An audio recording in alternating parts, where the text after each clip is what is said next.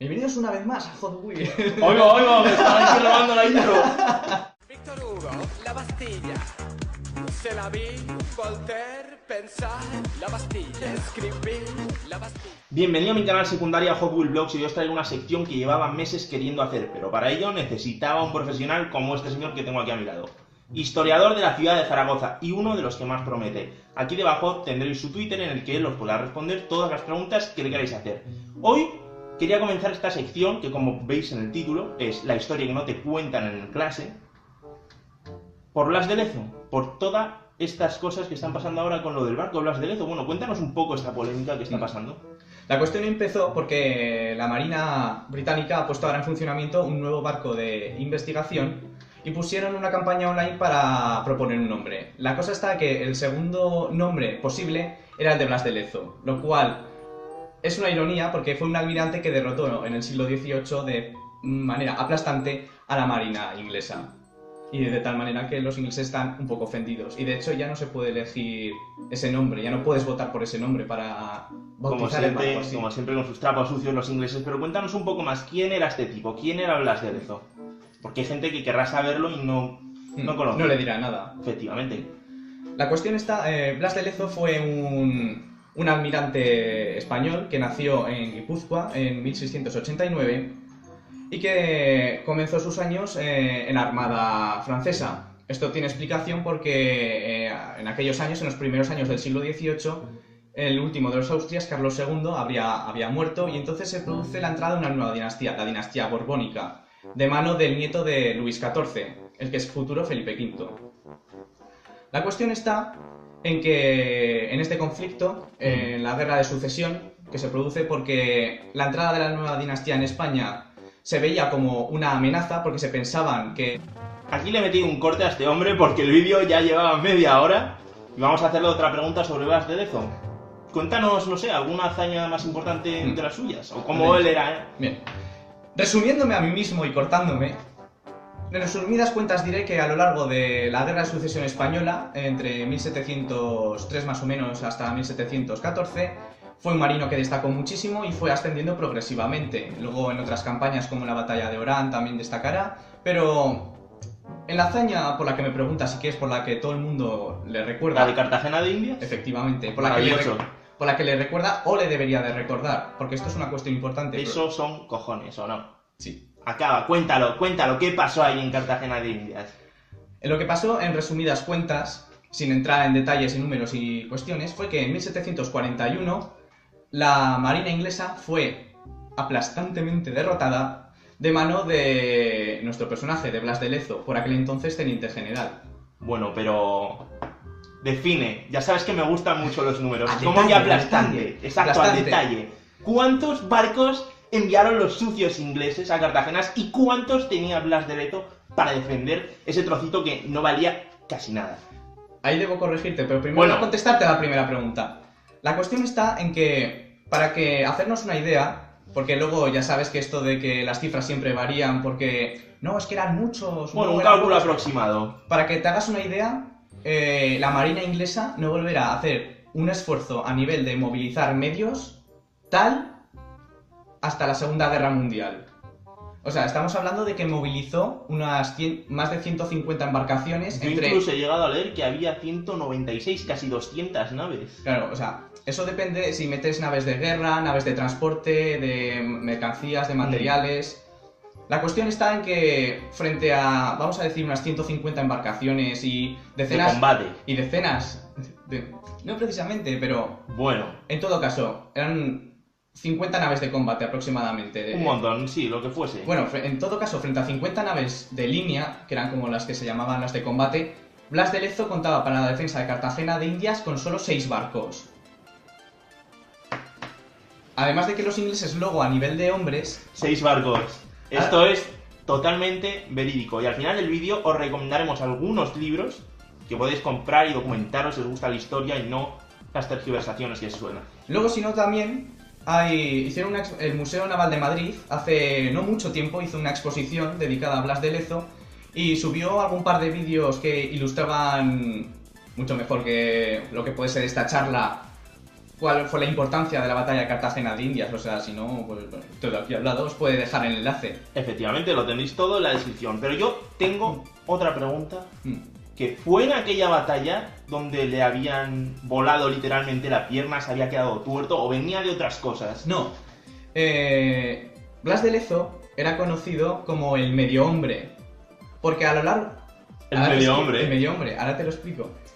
Durante esa guerra de sucesión española, que fue en la que más destacó, fue en la que fue perdiendo miembros. O sea, en una primera batalla perdió la pierna izquierda, años después perdió la visión del ojo izquierdo, y luego también perdió la movilidad del brazo derecho en otra batalla. Vamos, acabó siendo un Lego con más cojones que toda la flota inglesa. ¿Cómo va esto? Así hablando un poco a grosso modo. A grosso modo.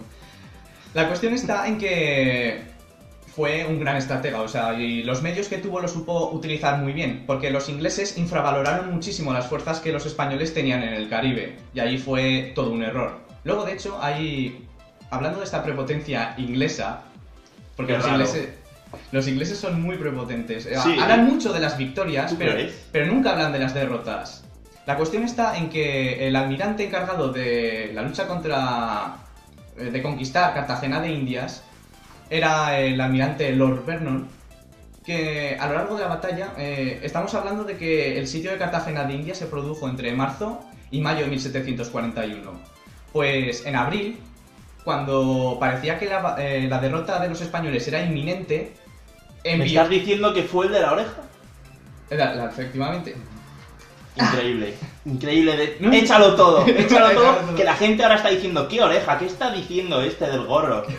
A ver, ahora terminaré. Primero te contesto tu pregunta y luego termino de contar lo que estaba hablando de la prepotencia inglesa, porque es interesante. Es un hecho muy anecdótico que nos ha dejado esta batalla. La batalla de Cartagena de Indias se desarrolla en el contexto de una guerra que se llama la guerra de la oreja de Jenkins, Efectivamente. aunque también conocida como la guerra del asiento. Mira, ese nombre del asiento no lo conocía yo. La cuestión está en que... ¿Te explico los dos nombres? Sí. ¿Os interesa la explicación de los dos nombres? Haznos una versión muy breve, que sabemos que a la gente no le gusta estar mucho rato quieta, pero Es que si has entrado a este vídeo es porque te gusta la historia y quieres desenmascarar a los ingleses y toda su historia oscura que están allí. Para eso estamos. Bueno, sigue, cuéntanos la historia de la oreja de una vez. La cuestión está en que...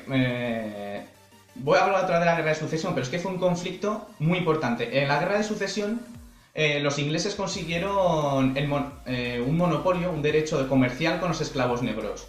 La cuestión está que este monopolio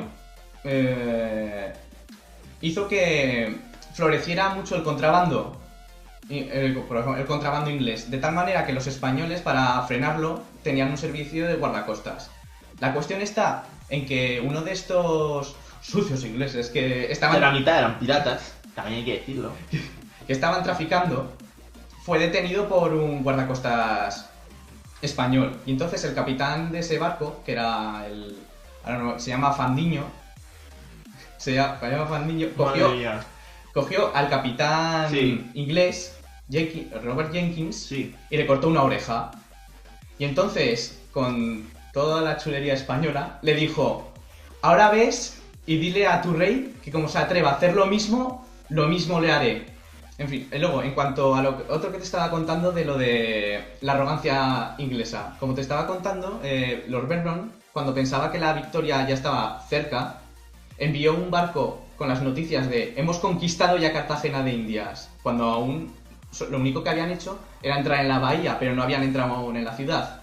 Entonces envió pues ese barco a Inglaterra y entonces el rey Jorge II empezó a acuñar monedas y medallas conmemorativas diciendo: el orgullo español ha sido humillado en Cartagena de Indias. Los valientes británicos han conquistado Cartagena de Indias. Oh, qué sinvergüenza, La cuestión está en que el barco llegó a Inglaterra en el momento que los ingleses se estaban rindiendo en Cartagena de Indias. ¿Y cómo podían rendirse si eran tantos y solo había 6 barcos? La cuestión está en que con los pocos efectivos que contaba Blas de Lezo, sí, jugó muy bien, porque luego además también jugó a una guerra como no tenía los efectivos que tenían los ingleses venían con regimientos de infantería enteros, también había norteamericanos, que, Hombre. por cierto, en Cartagena de Indias luchó el medio hermano de George Washington, Hoy va. Lawrence Washington. Pero eso hablaremos otro día. La cuestión está en que, aunque ellos tenían decenas de miles de hombres y apenas contaba con unos cientos Blas de Lezo, luego jugó también con el tiempo, porque a partir de abril es cuando son las estaciones de las lluvias.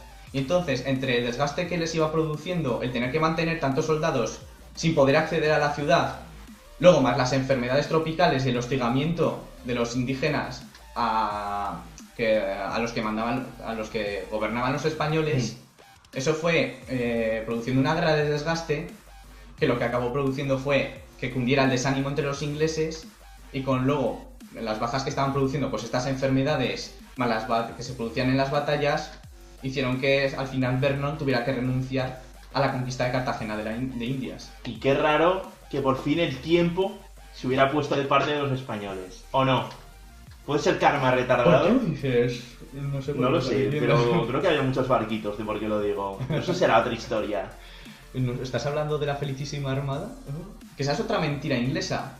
La Felicísima Armada. La Armada Invencible. La Armada Invencible que talaron con los bosques de Monegros, que ahora es una puta mierda, es un secarral. La Armada Invencible, chicos, los españoles, Felipe II nunca la llamó la Armada Invencible. Se llamaba la Felicísima Armada, que luego los historiadores ingleses se inventaron lo de la Armada Invencible. Que luego lo que no se sabe es que al año siguiente de la Armada Invencible, los ingleses enviaron una flota, su Armada Invencible inglesa contra España, sí. y fracasaron estrepitosamente. Como siempre cuando se enfrentan a los españoles. Nos te la queda vender algún independentista y dirá... Bueno, espero que os haya gustado este primer capítulo de Blas de Lezo. Hablaremos de Trafalgar, hablaremos de los tercios españoles. Bernardo de Galvez también sería un... De lo que quieras. Bueno, recomiéndales. Hoy nos has traído un libro que está ahí sobre la mesa. Enséñalo, recomiéndalo, cuéntanos algo de ese libro. Es un libro que entra... Acércalo, tú habla. Es un libro que sí que se centra más en los detalles de lo que estoy diciendo y de la guerra de la oreja de Jenkins, porque la batalla de... el sitio de Cartagena de Indias fue solo un acontecimiento de toda la guerra, porque hubo ataques a La Habana, a Portobelo, luego también los ingleses, lo que sí que llegaron a hacer en la guerra, aunque fueron los grandes derrotados, fue capturar el galeón de Manila. Esto está muy bien, mira, aquí tenéis... cronologías, hay datos también, datos del armamento de los barcos de la época. A mí todo esto que no sé de la historia me gusta leer. Lástima que la gente pues sude de todo. Ya no solo la gente, sino que luego también en las escuelas, pues como no da tiempo, hay que resumir. Y luego además... Y resumir algo que... Y ya no solo hay que resumir dentro de guerra, sino que el siglo XVIII es un gran olvidado dentro de la historia. Yo incluso en mi carrera, que por en cierto, el último año, y no lo he conseguido dar el siglo XVIII. ¿Y cómo es posible? Fíjate si se pasa de puntillas por la historia sobre este personaje Blas de Lezo, que es que hasta que yo no salí del bachiller, de la universidad y de todos lados, vamos, y me interesé yo por la historia, no tenía ni puñetera idea de quién era. Y este hombre me lo contó un día. ¿Cómo es posible que en España no se ve grandes héroes como este? Y del Cid tampoco hemos hablado. Yo, por lo menos en mi colegio, que era, bueno, nuestro el mismo, podía decir que era de pura, así que no se daba nada de la figura del Cid ni de nada. En fin, si todos estos personajes hubieran sido americanos, ya tendrían 200 películas cada uno. Pero como no tienen eso, pues nada, crear Marvel y cosas así. La cuestión está en que, por ejemplo, el Cid es una figura muy polémica, porque ha sido usada durante cierto periodo político hace poco. Del Cid vamos a hablar en el próximo, que vamos a quemar esto. Sin embargo, lo que sucede con Bernardo de... me he cambiado de personaje. Sin embargo, lo que pasa con Blas de Lezo o con Bernardo de Galvez, que también me gustaría proponértelo algún día, es que... Bueno, España ya sabes que es peculiar, o sea, que llevamos... A mí me gusta decir que, llevamos divididos en dos desde hace 200 años, desde después de la independencia. Como dijo Otto von Bismarck, el día que España deje de intentar autodestruirse, volverá a gobernar el mundo. Y con esta cita nos despedimos hasta el próximo capítulo. Ya sabéis, aquí tenéis otra vez su Twitter, le podéis consultar lo que queráis. Si os gusta, pues difundirlo, darle apoyo, darle like, suscribiros y todas las cosas. Y nos vemos la próxima. Adiós.